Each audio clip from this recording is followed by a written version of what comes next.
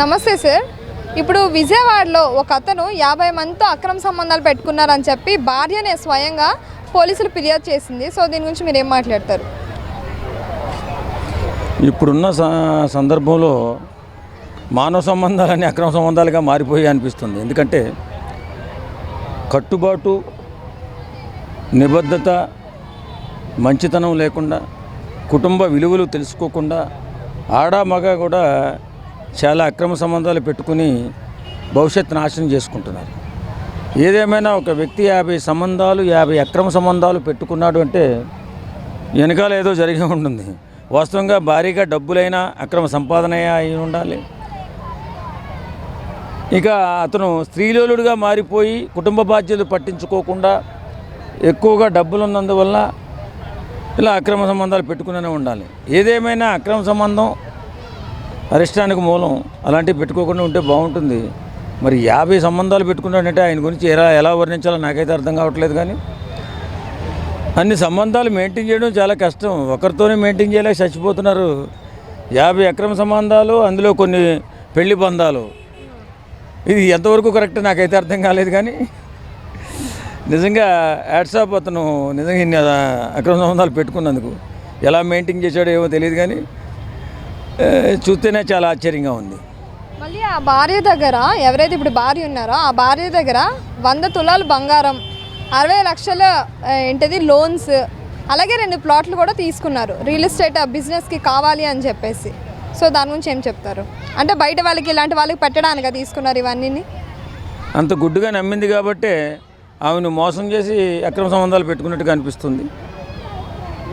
అన్ని విషయాల్లో భార్య కూడా బాగా ఉండాలి ఖచ్చితంగా. ఏం చేస్తున్నాడు భర్త, ఏం చేస్తుంది భార్య, ఇలాగా ఒకరి పట్ల ఒకరు ప్రేమతో తెలుసుకుంటూ ఉండాలి తప్ప ఏదో ఆయన అడుగుతున్నాడు కదా అని డబ్బులు ఇచ్చేస్తే మరి ఏం చేస్తున్నాడో, మరి ఏం చెందుతున్నాడో తెలియదు. ఇవాళ 50 సంబంధాలు అక్రమ సంబంధాలు పెట్టుకున్నాడు. 50 తులాలు బంగారం ఇచ్చాను, 2 ప్లాట్లు ఇచ్చాను, ఇన్ని డబ్బులు ఇచ్చాను వాపోతుందంటే మరి ఆ స్త్రీ ఏం చేస్తున్నాడని ఇచ్చింది. సరే, ఏదేమైనా ఇంటికాడ భవిష్యత్తు వదిలేసి ఇతను 50 అక్రమ సంబంధాలు పెట్టుకున్నాడంటే ఎంతో డబ్బు ఖర్చు పెట్టాలి. మరి ఖర్చు పెట్టాలి కాబట్టి ఇదే వ్యాపారం చేస్తున్నాడా? అక్రమ సంబంధాల వ్యాపారం. ఇదే రియల్ ఎస్టేట్ దందానా? దినదినాభివృద్ధి చెంది 50 సంబంధాలు పెట్టుకున్నాడంటే మామూలు వ్యక్తి కాదు. ఏదేమైనా ఆర్థికమైన కార్యక్రమాల విషయంలో చాలా జాగ్రత్తగా ఉండాలి, ఆడవాళ్ళైనా మగాళ్ళైనా. కాబట్టి మరి దాని గురించి ఏం మాట్లాడాలి? నిజంగా కుటుంబాన్ని నిలబెట్టుకోవాలి, కుటుంబాన్ని జాగ్రత్తగా చూసుకోవాలి. కుటుంబ బాంధవ్యాలు బలంగా ఉండాలంటే ఒకరిపై ఒకరు నమ్మకం ఉండాలి. ఇలా మోసం చేయకూడదు. కాబట్టి ఇలా మోసం చేసేవాళ్ళు ఎప్పుడైనా చరిత్రలో కుటుంబ వ్యవస్థలో చెడ్డ పేరు తెచ్చుకుని బ్రతకాల్సి వస్తుంది.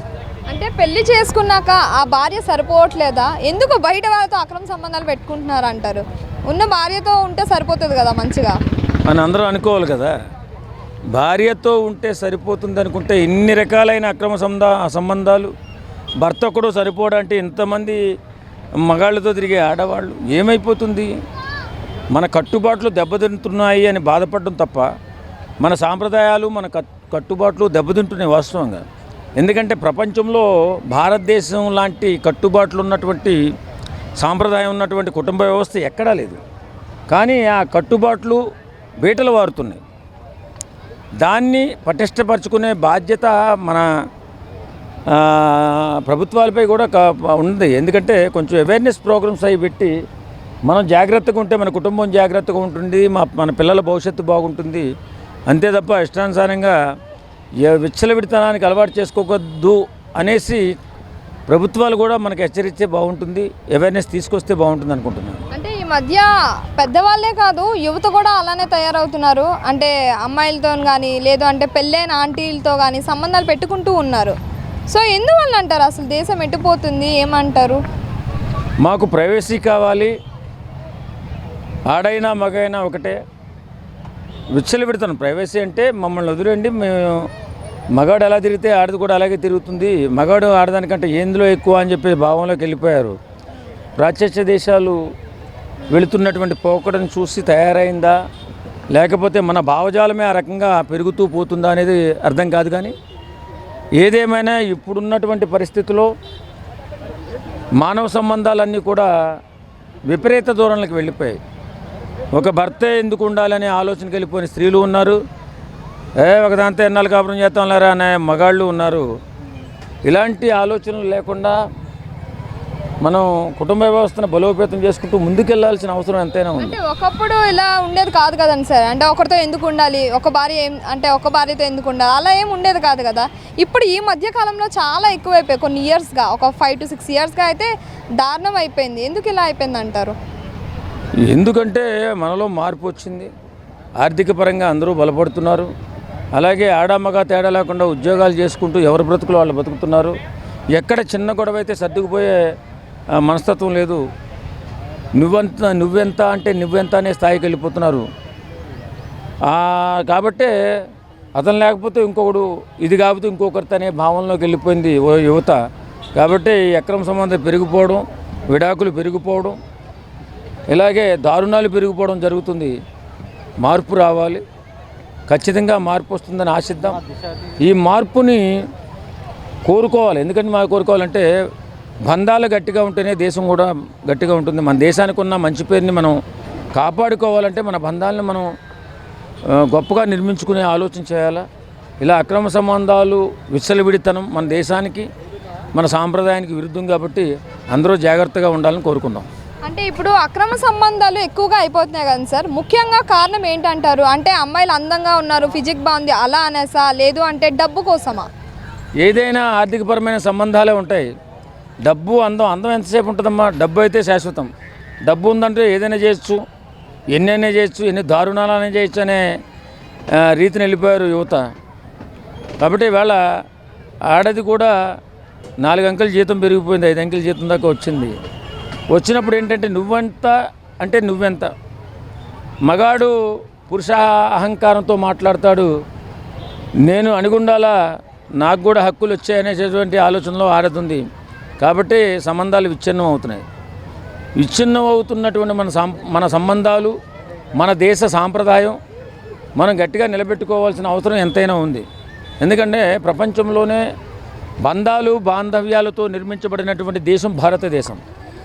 ఎంతో సంస్కృతి సాంప్రదాయాలు నిలయమైనటువంటి భారతదేశం విచ్చలవిడితనానికి పోయి కుటుంబ వ్యవస్థను చిన్నాభిన్నం చేసుకుంటే చెడ్డ పేరు మనకే వస్తుంది. చెడ్డ పేరైనా అని కాదు, కానీ ఏదేమైనా మనము మన కట్టుబాట్లతో నిర్మించుకున్నటువంటి మన కుటుంబ వ్యవస్థని బలోపేతం చేసుకోవాల్సిన అవసరం ఎంతైనా ఉంది. సంపాదన ముఖ్యం కాదు, సంస్కారం, కుటుంబ బాధ్యత, కుటుంబ పేరు ప్రతిష్టలు ముఖ్యమనేటటువంటి ఆలోచనలోని యువతకు తీసుకురావాలి యువతని. కాబట్టి విచ్చలవిడితనానికి వెళ్ళిపోకుండా సక్రమైన మార్గంలో నడిచే విధంగా అవేర్నెస్ కార్యక్రమాలు ఎక్కువగా చేయాలి మన ప్రభుత్వాలు కానీ, ఈ సోషల్ వర్కర్స్ కానీ చాలామంది ఉన్నారు. శాశ్వతం కాదు అక్రమ సంబంధం, పటిష్టమైన కుటుంబమే మనకి శాశ్వతం అనేటటువంటి రీతిలో ఏదైనా అవేర్నెస్ ప్రోగ్రాం చేసి మన బంధాలని, మన బంధుత్వాలని పటిష్టం చేసుకోకపోతే అన్ని దేశాలతో పాటు మన దేశం కూడా పాశ్చాత్య దేశాలతో సంబంధాలు లేకుండా అయిపోయేటటువంటి ప్రమాదం ఉంది. కాబట్టి మనకున్నటువంటి గొప్ప పేరుని సార్థకం చేసుకోవాలంటే మన బంధాలని, బంధుత్వాలని బలోపేతం చేసుకోవాల్సిన అవసరం ఎంతైనా ఉంది. కాబట్టి ఈ అక్రమ సంబంధాలు ఎప్పటికైనా అనర్థమే, ప్రమాదమే. ఇవి గుర్తించి యువత ముందుకెళ్లాలని కోరుకుంటున్నాం.